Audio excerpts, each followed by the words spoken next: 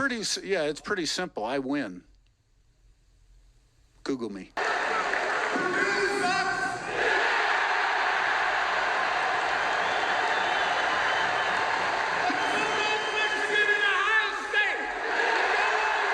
The Indiana Hoosiers have the potential to be the #1 ranked team in the country, and a win this weekend would go a long way. Now you may be wondering how Indiana found themselves here. Well, that story begins almost a year ago from today, when Curt Cignetti signed on to be the next head coach at Indiana University. And this job basically fell into Cignetti's lap after the university realized that they were going nowhere. They had a total of 9 wins in the last 3 years, and they were looking to get better fast because the Big Ten was only going to get a hell of a lot harder now that these West Coast juggernauts were moving into the conference. And what did Cignetti do in his first season at Indiana? Make history, and only in a good way. He's got the Hoosiers off to their first 10-0 start in school history, and they've been playing football there for 126 years. So do with that what you will. Now, Curt Cignetti didn't become the head coach of Indiana solely based off of luck. Sure, timing played a big part in it, but still, Cignetti's track record speaks for itself. And like he mentioned earlier, all it takes is a quick Google search to realize that this man is more than qualified to be the coach at a school in the Big Ten.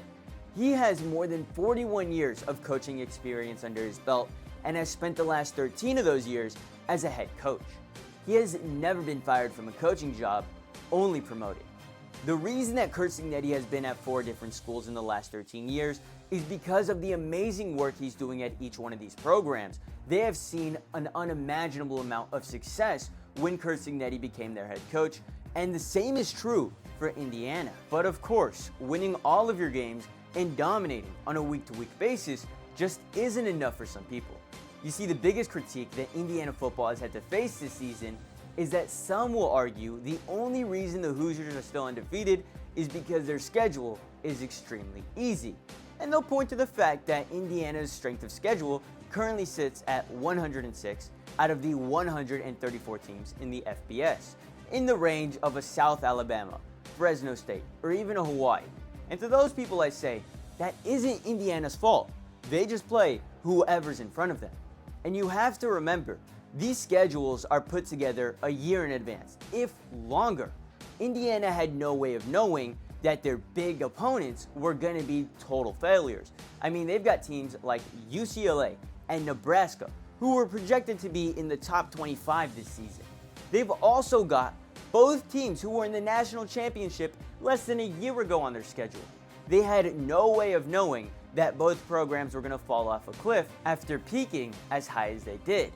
But because all 4 of the schools that I mentioned are very mid this season, nobody is taking Indiana as seriously as they should be. And we'll talk more about Hoosiers football in a second. But for right now, I just wanted to remind you guys to slow down, like the video, and subscribe to the channel. Every subscription goes a long way, and we're on the road to 5,000, so please subscribe. Alright, now we can get back to talking about some Indiana football. You see, the biggest game of the year for Indiana is only a few days away, and it's really make or break for the program, because they're going up against #2 ranked Ohio State. And right now, Indiana sits at a comfortable 5 spot. But if Indiana were to lose this game, not only would they fall out of the Big Ten championship game, but they would also fall out of the playoff picture entirely. Because the way the committee's viewing this is it's really Indiana's only big game of the year. So if they were to lose to the only school that has any real competition, then they would fall out of the top 12 and would not be in the playoff picture. So they need this win against a Big Ten rival. And if they were to get it, it would change everything. Now, I know I've contributed a lot of Indiana's success this season to their new head coach, Curt Cignetti, and deservedly so. But he isn't the only one having a breakout year. They also have an outstanding transfer from Ohio. No, not the Ohio State. I'm talking about the Ohio Bobcats. And that transfer's name? Curtis Rourke, the team's new quarterback. And for Curtis Rourke to be doing what he's doing this season is kind of unimaginable. I mean, he spent the last 3 years starting for Ohio in the MAC, and now he's playing in the Big Ten. And what has he done in his first season in the Big Ten? Put up 21 touchdowns, 2,410 passing yards on a 71% completion percentage, while having a rating of 182.7 and turning the ball over 4 times through interceptions, which is lower than what he was doing for Ohio. So to turn the ball over less in a better conference, I think that Curtis Rourke's game has definitely taken a step up under Cignetti. And not to make you guys think I'm pulling LeBron here or anything, but I had actually thought really highly of this transfer pickup for Indiana heading into the season, because Curtis Rourke had shown some flashes of greatness for Ohio in the past, more notably his year in 2022, where he had won MAC Offensive Player of the Year, as well as a VERM Leadership Award. And I think if you're winning a leadership award, that's the kind of guy you want on your team. But anyway, in 2022, he threw for 25 touchdowns, 3,257 passing yards, had a 69% completion percentage, only 4 touchdowns, and a rating of 167. He was very good for Ohio, and I think this season is what Curt Cignetti was looking at when the team reached out to go and get Curtis Rourke from Ohio. Now, what I want to do is take a look at some of Indiana's most impressive wins this season. And I think the first game we should take a look at is their blowout victory against Nebraska. You see, at the time, Nebraska had only had 1 loss on the season, and there was still potential for them to turn it around. But of course, Indiana was not going to let that happen.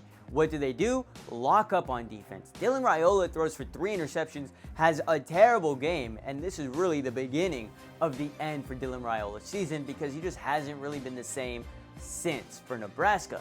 And as for the Indiana Hoosiers offense, they put up 8 touchdowns on the board, and they started early. I mean, only like 6 minutes into the game, Indiana gets their first score to give them an early 7-0 lead. And after that, it was all Hoosiers football, because in the second quarter, they would go on to get 3 more touchdowns. So by halftime, the Hoosiers were up 7-28, and the bleeding didn't stop for Nebraska, because what does Indiana do in the third quarter? Oh, they keep pounding the ball and get 2 more touchdowns. And eventually, Indiana would go on to win this game 56-7. And this is when some people started to take Indiana more seriously. I mean, it was a blowout win against what was supposed to be one of Indiana's tougher opponents. I think the reason some consider Indiana to have such a weak schedule is because they dominate. But in fact, I think that Indiana just makes their opponents look so bad that people assume their schedule is weak. And really, we're just watching Indiana's greatness. And after that big win for Indiana, their tough stretch of games didn't look so tough anymore, because the next week, Indiana played Washington.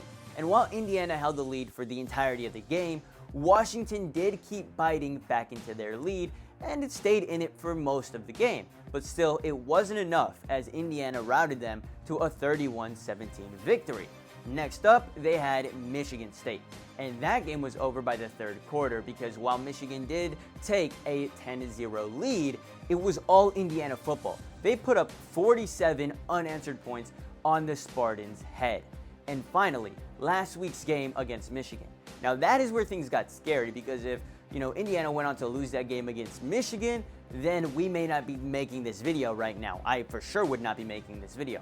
However, that isn't what happened, and Indiana did survive the scare against Michigan 20-15.